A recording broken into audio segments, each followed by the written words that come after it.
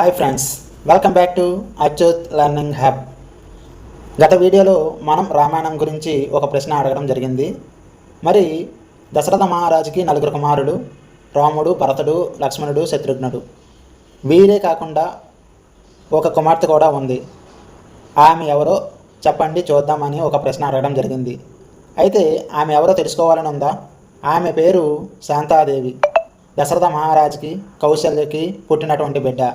అయితే రోమపాద మహారాజు శాంతాదేవిని దత్తత తీసుకున్నారు. అదేవిధంగా శాంతాదేవి ఋష్యశృంగ మహర్షిని పెళ్లి చేసుకోవడం జరిగింది. శాంతాదేవి మరియు ఋష్యశృంగ మహర్షి పుత్రకామేష్టి యాగం చేయడం ద్వారా రాముడు, లక్ష్మణుడు, భరతుడు, శత్రుఘ్నుడు అనే 4 పిల్లలు పుట్టడం అనేది జరగడం జరిగింది దశరథ మహారాజుకి.